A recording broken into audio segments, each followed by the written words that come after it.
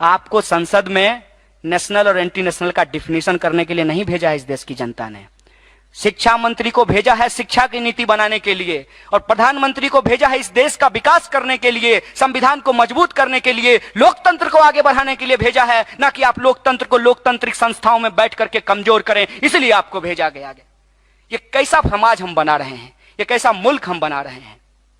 कहा जा रहा है कि विद्यार्थी लोग अननेसेसरी मोदी जी के खिलाफ बोल रहे हैं। क्यों बोलेंगे मोदी जी आपके खिलाफ? आपसे कोई व्यक्तिगत दुश्मनी नहीं है। मैं मानता हूं कि आप भी एक गरीब परिवार से चल करके प्रधानमंत्री देश के बने हैं। हम भी तो उसी गरीब की बात करते हैं, उसी के हक और अधिकार की बात करते हैं। आप हमारा हक और अधिकार दे दीजिए, आपसे हमारा कोई झगड़ा नहीं है। 15 लाख रुपए हमारे अकाउंट में भेज दीजिए।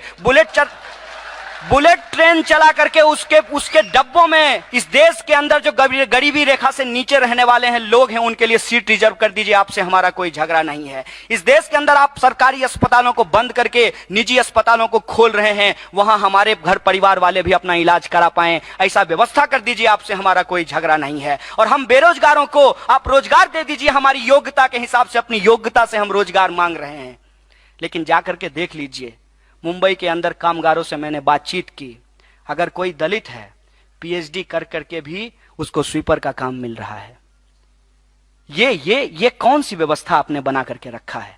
अगर किसी इंसान ने पीएचडी की है तो उसे किसी आप नीति बनाने वाली संस्था में नौकरी दीजिए, किसी विश्वविद्यालय में नौकरी दीजिए, आप उसको स्वीपर का काम दे रहे हैं। और यह बात कोई हवा में नहीं है, तमाम डेटा को आप उठा करके देख लीजिए। जिसकी जितनी योग्यता है उसको उस हिसाब से रोजगार दे दीजिए। अगर रोजगार नहीं दे पाते तो अपने रेफरी से ही सीख लीजिए, अपने मालिक से ही सीख लीजिए। अमेरिका और यूरोप के अंदर जो बेरोजगार लोग हैं, सरकार का काम है उनको रोजगार देना। अगर सरकार रोजगार नहीं दे पाती है तो एक एक बेरोजगारों को बेरोजगारी भत्ता देती है। और आपको सुनकर के आश्चर्य होगा, हमारे पुलिसकर्मी लोग यहां खड़ा हैं, आपको जितना वेतन मिलता है उतना बेरोजगारी भत्ता मिलता है अमेरिका के अंदर बेरोजगारों को। आप कहते हैं कि हम दुनिया का सबसे ताकतवर मुल्क भारत को बनाएंगे। कौन कहता है कि नहीं बनाइए? बनाइए, लेकिन कैसे बनाएंगे? कैसे समाज की परिकल्पना आप करते हैं? आप ऊंच नीच की परिकल्पना अगर समाज में करते हैं तो मान लीजिए कि आपका शरीर देश है और आपका नाक अगर सिर्फ लंबा हो जाए तो आप संतुलित विकास नहीं कर रहे हैं। इस देश के अंदर आप घूम घूम करके देखिए, एक तरफ लोग 5-5 लीटर अपने वॉशरूम में पानी बहा देते हैं फ्लश करके, और दूसरी तरफ 5 लीटर पानी लेने के लिए लोग 20 किलोमीटर चलते हैं। ये इस देश की सच्चाई है। जिसके पास पैसा है वो बोतल बंद डब्बों में पानी पीता है। जिसके पास पैसा है वो सील बंद डिग्री खरीद सकता है। जिसके पास पैसा है वो तमाम तरीके की सुविधाओं को ले सकता है, चाहे वो शिक्षा हो, चाहे वो स्वास्थ्य हो। लेकिन जिसके पास पैसा नहीं है वो इंसान होते हुए भी इंसान नहीं है। ये स्थिति इस देश के अंदर बना दी गई है। अगर हम इसकी बात करते हैं तब आप कहते हैं कि आप एंटी नेशनल बात कर रहे हैं। अगर देश के लोगों के हक और अधिकार की बात करना एंटी नेशनल है तो आप कौन सा नेशन बनाना चाहते हैं? इसका मतलब यह है कि एक आप ऐसा नेशन बनाने की कल्पना रखते हैं जिसमें लोगों के लिए कोई जगह नहीं होगी। इसीलिए आज शिक्षा को बेचा जा रहा है। और शिक्षा अगर बिकेगी तो क्या होगा? आप सब में से बहुत सारे लोग मोबाइल इस्तेमाल करते हैं। जिसके पास जितना औकात होता है उतने का मोबाइल खरीदता है, और जितना पैसा होता है उतने का रिचार्ज कराता है। कल को शिक्षा भी अगर मोबाइल दुकान पे बिकेगी तो जिसके पास जितना पैसा होगा वो उतना ही शिक्षा ले पाएगा। तो हमारे संवैधानिक अधिकार का क्या होगा? हमारे लोकतांत्रिक अधिकार का क्या होगा? ये सवाल हम पूछना चाहते हैं। अगर रिचार्ज के हिसाब से आप शिक्षा का कूपन हमको बेचेंगे तो हम नहीं खरीदेंगे, और हम अंगूठा नहीं दबाने जाएंगे आपके कमल के बटन पे, आपके हाथ के बटन पे, या आपका कोई भी चुनाव चिन्ह हो उस पर बटन दबाने नहीं जाएंगे। उस अंगूठे से हम इस देश के अंदर एक सवाल खड़ा करेंगे कि ये अंगूठा सिर्फ बटन दबाने के लिए नहीं है। ये अंगूठा अपने हक और अधिकार के लिए जो हाथ उठता है, जो मुट्ठी तंती है, उसको बनाने के लिए भी हम इस्तेमाल कर सकते हैं। उस संघर्ष को भी हम आगे बढ़ा सकते हैं। ये बात मैं आपसे कहना चाहता हूं। आज हम इस देश के तमाम जो नौजवान हैं, तमाम जो विद्यार्थी हैं, उनके सामने एक बड़ा सवाल है कि इस देश में हो क्या रहा है।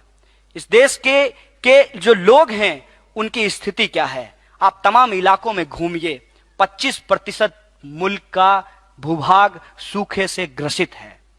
खाने की बात छोड़ दीजिए, पीने तक को पानी नहीं मिलता है। इस देश के अंदर जो किसान हैं, आप उस दर का अंदाजा नहीं लगा सकते। मिनटों में लोग आत्महत्या कर रहे हैं। इस देश के अंदर पल पल दलितों, अल्पसंख्यकों और महिलाओं के ऊपर अत्याचार हो रहा है। इस देश के अंदर अगर आप आदिवासियों के हक की बात करेंगे तो आपको नक्सली बता दिया जाएगा, और अगर आप अपने हक की बात करेंगे तो आपको पुलिस का इन्फॉर्मर बता दिया जाएगा। अगर आप आदिवासी की बात कीजिए तो इनके पास एक स्टिकर है, वो नक्सली आपके पीठ पे चिपका देंगे। अगर आप दलितों के हक की बात कीजिए तो वह स्टिकर नक्सली से बदल करके कास्टिस्ट हो जाता है, उसके ऊपर चिपका दिया जाएगा। अगर आप सबकी बात करेंगे तो वो स्टिकर कास्टिस्ट से बदल करके एंटी नेशनल होता है, जो आपके पीठ के ऊपर चिपका दिया जाएगा।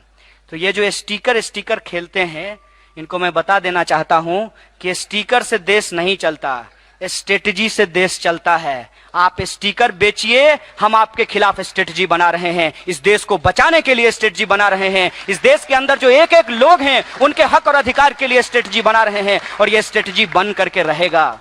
और उसका एक उदाहरण यह है कि आपने तमाम कोशिश की, आपने तमाम तरीके का जो प्रोपेगेंडा है इस देश में फैलाया, लेकिन सच सामने आया और लोग जान गए कि अब की बार फोटोशॉप की सरकार हमने बनाई है।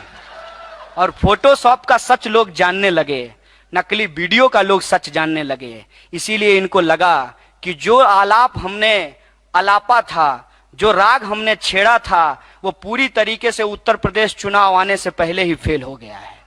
और इनको डर लगने लगा है कि जो लड़ाई रोहित वेमुला ने लड़ी, इस देश के अंदर जो ऑप्रेस्ड को यूनाइट करने की बात की गई, उनसे घबरा करके इन्होंने एक नया सगुफा छोड़ा था, वो सगुफा भी फेल हो रहा है। इसीलिए अब ये डराना चाहते हैं, लेकिन डर से हमको कोई लेना देना नहीं है, क्योंकि हम मान लिए हैं कि अगर इस देश के अंदर आपको जीना है तो लड़ना पड़ेगा। और इस मुल्क में अगर आप अपने हक के लिए लड़ेंगे तो आपको कुछ भी सहना पड़ सकता है, आपको जान भी देनी पड़ सकती है, और हम जान देने को तैयार हैं, क्योंकि हमारा आदर्श रोहित वेमुला है। और इस संघर्ष में चाहे जो भी हो जाए, लेकिन इस देश के अंदर जो संविधान का मूल्य है, जो हमारी प्रस्तावना कहती है, सबकी समानता की बात की जाएगी, सबके लिए न्याय की बात की जाएगी, सबके हक और अधिकार को सुनिश्चित किया जाएगा, और एक धर्मनिरपेक्ष, समता मूलक, समाजवादी भारत की रचना की जाएगी। यही हमारी लड़ाई है, यही हमारा संघर्ष है, और इस संघर्ष में हम आगे बढ़ेंगे। और हमें पूरी उम्मीद है कि जिस तरीके का साथ और सहयोग अलग अलग जगह पे लोगों का मिल रहा है, तमाम तरीके के अवरोधों के बावजूद जिस तरह से ये लड़ाई आगे बढ़ी है, हमें पूरा भरोसा है, हम लड़ेंगे, जीतेंगे, यही हमारा कमिटमेंट है। अंतिम बात बोलते हुए अपनी बात को खत्म करना चाहता हूं, क्योंकि हम आंदोलनों की एकता को सुनिश्चित करना चाहते हैं। हमें रंगों से कोई खास मतलब नहीं है, हम जन आंदोलनों की एकता को स्थापित करना चाहते हैं। इसीलिए हमारा आज का नारा है, नहीं रहेंगे अब दबकर बिरसा भगत सिंह अंबेडकर, नहीं रहेंगे अब दबकर मार्क्स लेनिन अंबेडकर, नहीं रहेंगे अब दबकर फूले बिरसा अंबेडकर, फूले पेरियार अंबेडकर। इनकलाब जिंदाबाद। जय भीम, लाल सलाम।